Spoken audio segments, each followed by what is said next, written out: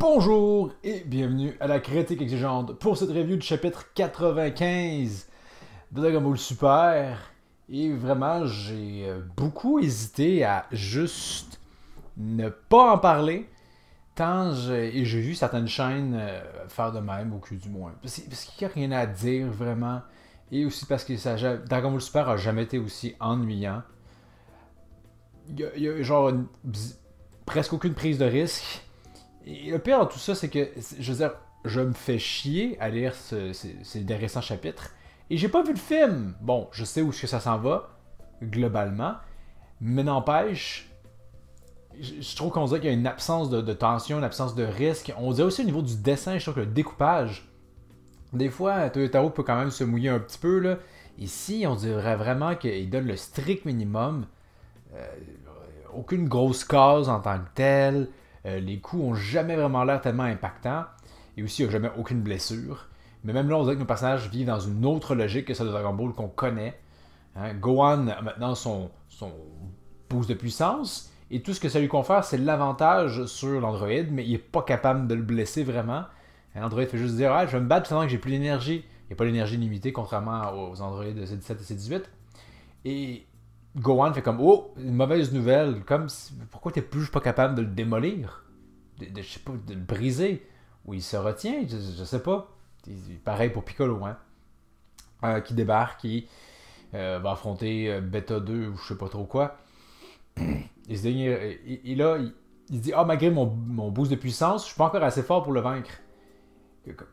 Je leur ai dit, là, mais quand ils se sont rencontrés la dernière fois, on n'avait pas l'impression que il y avait un gap de puissance entre les deux. Donc, c'est très contre-intuitif. Et aussi, vraiment, là, au niveau du dessin, éventuellement, quand les deux frappent Piccolo, le dernier a plus l'air encore surpris que vraiment blessé par les coups. Genre, mais ça le mettait pas valeur du tout. J'aurais préféré comme une espèce de. Il fronce les dents, ça fait mal. J'ai vraiment des coups qui ont vraiment tellement l'air impactants. Donc, quand éventuellement, il prend le dessus Gamma sur Piccolo et qu'il dit c'est fait pour moi. On se demande, ok, comment ça? T'es vraiment? T'es été vaincu aussi rapidement que ça? Après coup, c'est quand même intéressant que Piccolo tente de les convaincre. Ben, ils sentent qu'ils sont pas méchants, ils tentent de les convaincre que c'est. Ben, qu'ils sont pas méchants eux-mêmes. Et c'est tellement évident qu'effectivement, c'est un peu longuet. Et le chapitre se conclut sur juste le vœu débile de Piccolo non seulement n'a pas été suffisant pour lui apporter la victoire, il a fallu que Sharon triche en mettant une transformation à l'intérieur. Donc on a Piccolo mode bourrin qui débarque. Mais bon, vu à quel point Gohan qui redevient Ultimate, Mystic Gohan, peu importe, on n'a pas senti la moindre différence dans ce chapitre. Est-ce que Piccolo forme transformé va être vraiment mis en valeur? Est-ce qu'on va se réveiller un peu? J'ai un grand doute. J'ai un très grand doute. J'imagine peut-être que Cellmax débarque prochain chapitre. Je sais pas, mais c'est drôle, hein, je veux dire, comme Toyotaro qui a fait l'arc Black après que l'anime soit sorti. Donc forcément, il n'y avait pas un paquet de tension, mais quand même, on sentait une volonté de faire mieux.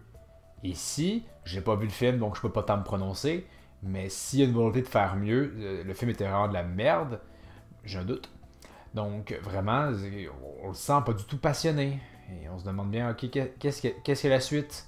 Et pourquoi on se tape ça en ce moment s'il y a aussi peu de motivation? Hein, on le redit, là, il y a eu une pause.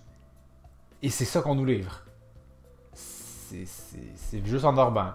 Encore une fois, des coups pas impactants, des combats pas particulièrement intéressants. Et même content de mettre en valeur les personnages, je trouve qu'ils sont pas mis en valeur. Da. Mais à la limite, ce qui est intéressant de voir, on voit Marron. Je sais pas si c'est la première fois qu'on la voyait vraiment dans Dragon Ball Super, ou si clairement on la voit adolescente. Donc, c'est bien, même si on s'entend que ça sera toujours rester un personnage secondaire, encore moins de temps d'écran que Yamcha. Mais quand même, on prend ce qu'on peut bien prendre. C18 est présente. La voir jalouse de la chef de Krillin, pourquoi pas. Quand même drôle. Par contre, hein, tout le délire que vraiment beaucoup de gens écoutent les films du patrouilleur de l'environnement, je sais plus comment ça s'appelle. C'est un peu étrange. Mais bon. Donc, Krillin et C18 vont débarquer sur les lieux, mais bon. qu'est-ce qu'ils peuvent bien faire? Hein? Je veux dire, si Gohan et Piccolo ont la misère à battre des adversaires, qui dans le cas de Gohan, hein, il est plus fort que eux. Et en plus, hein, il y a tout le côté genre, je vais m'adapter, peu importe ce que ce qui se passe. Il est où ça? Est-ce qu'enfin ils sont surclassés en termes de puissance? Mais s'ils sont surclassés en termes de puissance, pourquoi ils brisent pas ou je sais pas trop quoi? Donc bref. Donc, ceci clôturerait mon avis. Forcément, pas grand chose à en dire parce que terriblement ennuyant. Donc, ça va être ça. Donc, merci d'avoir regardé et n'hésitez pas aussi à me dire qu'est-ce que vous avez pensé de ce chapitre 95. Avez-vous réussi à rester éveillé? Pour la prochaine critique exigeante, j'en ai parlé, peut-être que je vais faire la vidéo sur Naruto et comment est-ce qu'on pourrait faire Naruto version meilleure, en fait littéralement plus fidèle à la volonté de base de Kishimoto puis qu'il a surtout gâché. Également aussi, à ma grande surprise, j'ai découvert Classroom of the Elite et honnêtement, j'ai vraiment bien aimé les 2 saisons, donc ça sera aussi l'occasion éventuellement d'en faire une review. Donc merci encore une fois d'avoir regardé, n'hésitez pas à vous abonner et je vous dis à la prochaine critique exigeante.